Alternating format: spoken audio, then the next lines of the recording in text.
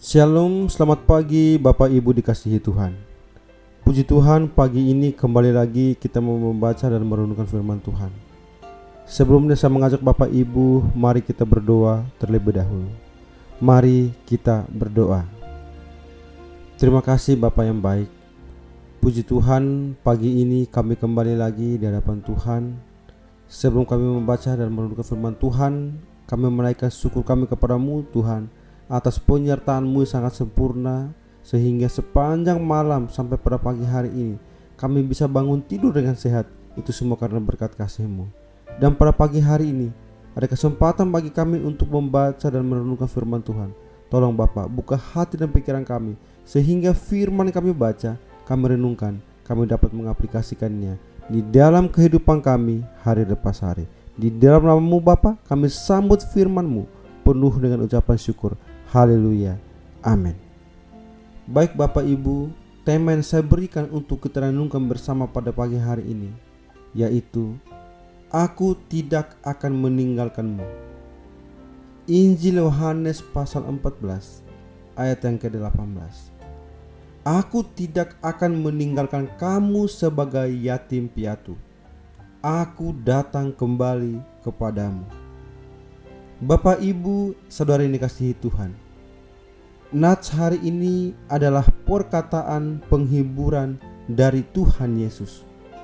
Tuhan berjanji Ia tidak akan meninggalkan murid-muridnya sebagai yatim piatu. Yatim piatu adalah keadaan hidup tanpa orang tua. Jadi maksud Yesus, Ia tidak akan membiarkan murid-muridnya hidup tanpa mendapatkan perhatian dan kasih sayang selayaknya orang tua kepada anak-anaknya. Bahkan dalam ayat yang ke-20, Yesus menyatakan, Aku di dalam kamu. Ini berarti Ia melalui rohnya akan selalu hadir menyertai hidup para muridnya dan juga kita sekarang ini. Aku di dalam kamu juga bermakna bahwa Allah akan bekerja di dalam kita.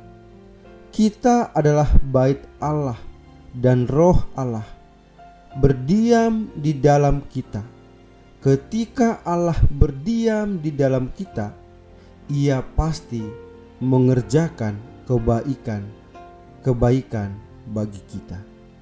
Kehadiran Allah dalam hidup kita akan memberi pengaruh yang luar biasa.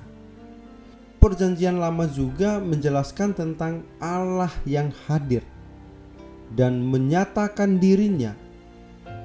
Pertama, Allah hadir di Taman Eden, memanggil Adam dan Hawa yang bersembunyi karena telah jatuh ke dalam dosa.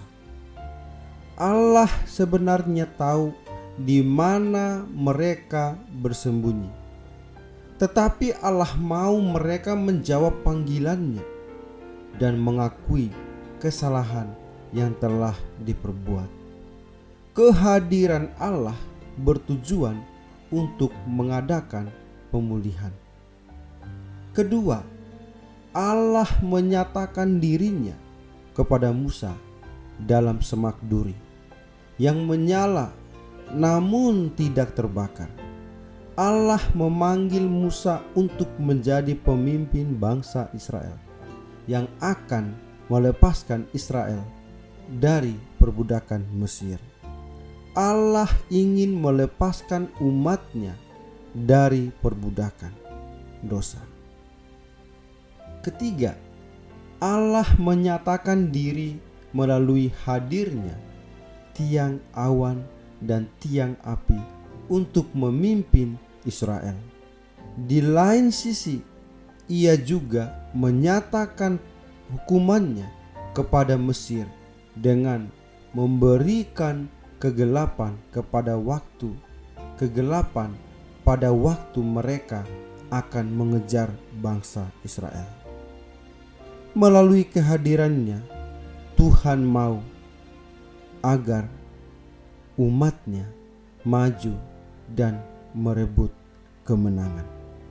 Keempat, Allah menyuruh Musa untuk membuat kemah sembahyang dengan tujuan agar dia bisa hadir di sana.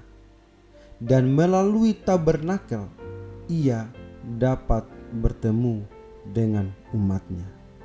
Bapak, Ibu, saudara yang dikasihi Tuhan, ada satu janji dari Tuhan Yesus yang pasti dipenuhinya di dalam Injil Yohanes 14 ayat 18. Yesus berkata, "Aku tidak akan meninggalkan kamu sebagai yatim piatu. Aku datang kembali kepadamu." Pastikan bahwa Tuhan selalu ada dalam hidup kita, sebab kehadirannya membawa kita melihat pekerjaan Tuhan yang ajaib berlaku dalam hidup kita. Amin. Mari kita berdoa.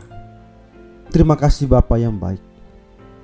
Kami bersyukur ya Tuhan atas kebenaran firman Tuhan yang senantiasa terus mengajarkan kami. Biarlah firman-Mu itu tetap tinggal di dalam hati kami. Terlebih lagi, firman itu dapat kami mengaplikasikannya di dalam kehidupan kami hari lepas hari. Terima kasih ya Bapa untuk kebenaran firman-Mu. Sebentar lagi kami akan kembali untuk melanjutkan setiap kegiatan aktivitas kami. Tolong pimpin dan bimbinglah kami, sehingga apapun yang kami kerjakan, apapun yang kami lakukan, hanya untuk memuliakan nama Tuhan saja. Di dalam nama-Mu Bapa, kami berdoa dan kami bersyukur. Haleluya.